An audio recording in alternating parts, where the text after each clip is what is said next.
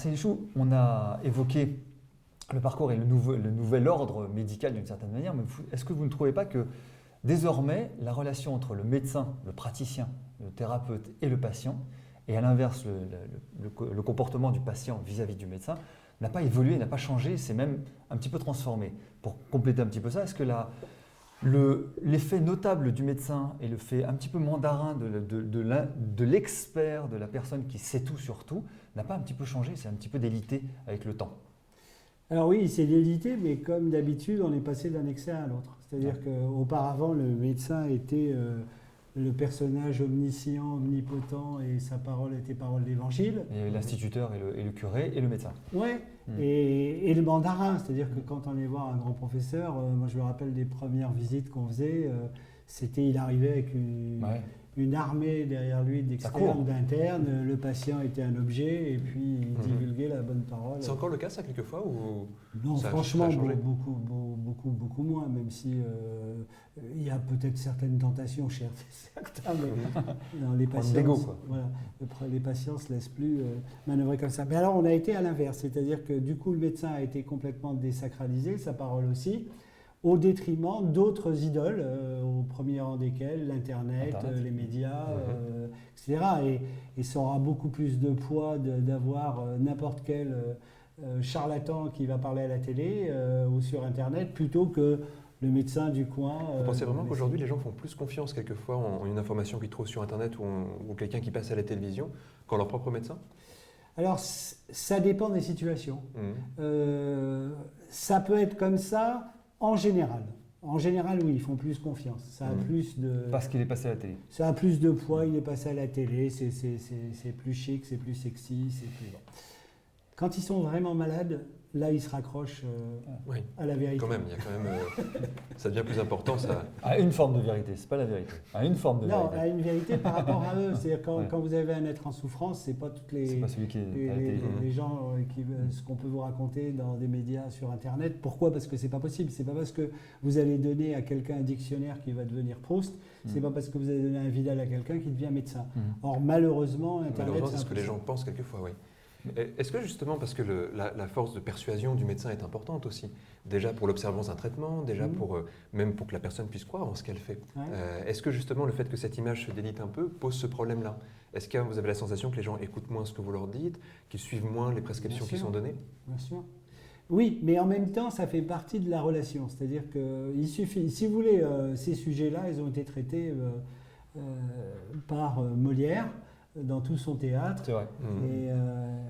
Oui, donc c'est pas nouveau, c'est pas moderne non plus comme tendance. Non, c'est pas nouveau. C'est-à-dire que l'habit fait le moine et le pouvoir de persuasion pour quelqu'un qui est en attente, en souffrance et en demande, il peut être infini.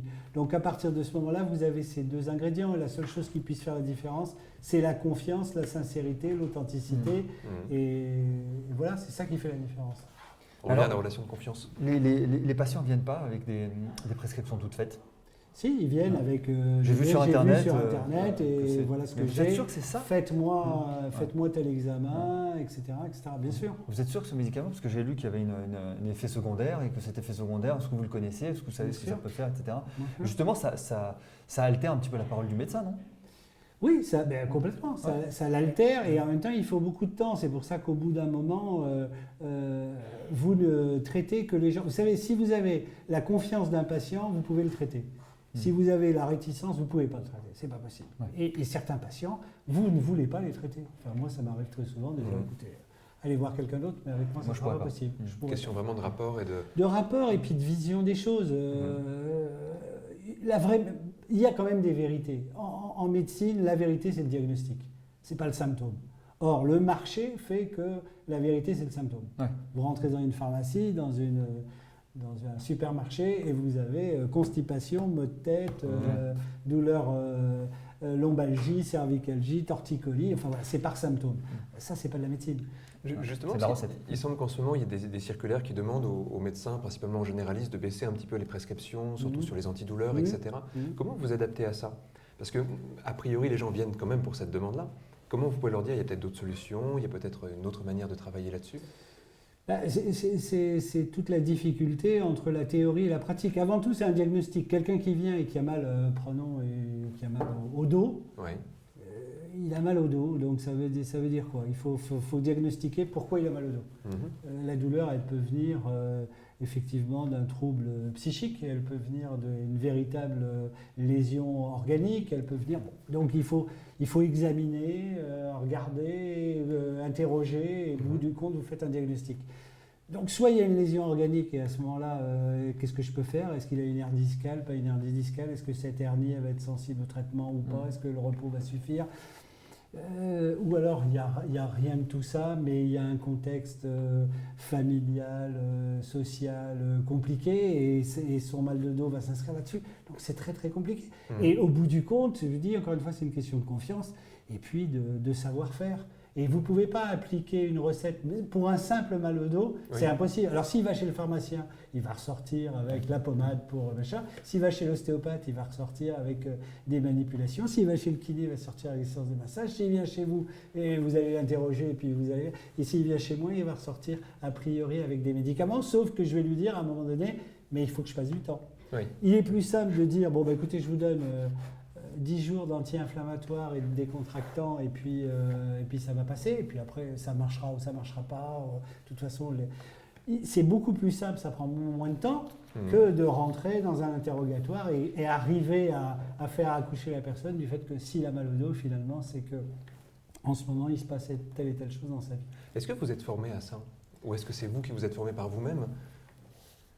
Non, on n'est pas formé à ça. On est formé en médecine à une culture médicale très pointue. Mais on n'est pas formé aux petits bobos, aux petits soins de tous les jours. On est capable d'initier, d'investiguer des diagnostics extrêmement compliqués, mais des choses simples, c'est compliqué. Or, comme la plupart des symptômes sont identiques, on va prendre douleur abdominale. Douleur abdominale, ça peut aller des colopathies fonctionnelles où vraiment on peut faire n'importe quoi comme traitement, au cancer de l'intestin. Si vous allez sur Internet, c'est les mêmes symptômes. Oui. Enfin, quelques nuances près, mais...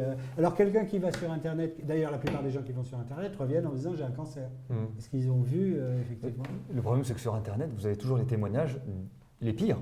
On voit rarement le témoignage, j'ai eu mal au ventre, j'ai fait ci, ça a marché. On voit toujours, j'ai fait ça, oui, mais ça a été une catastrophe. J'ai eu mal au ventre, très honnêtement, je vous dis, on s'en fout. Et puis de toute façon, on ne peut pas savoir, c'est un peu l'expérience. Le témoignage est vraiment la chose que les médias adorent et Internet aussi. Moi, j'ai eu ça. Vous savez, avant l'ère de tout ça, on voyait des patients qui arrivaient et disaient j'ai mal au ventre ou j'ai mal à la gorge. Et j'ai pris les médicaments de ma cousine qui avait mal à la gorge, etc. Bon. Maintenant, la cousine, c'est plus la cousine, mais c'est tout de l'Internet. C'est paradoxal parce qu'on est dans une société qui se veut rationnelle et beaucoup de gens font des généralisations à partir d'un cas finalement. C'est-à-dire d'un témoignage, de la cousine, de la grand-mère qui a vécu ça, etc. Ce qui est l'inverse du rationalisme, c'est l'obscurantisme le plus complet.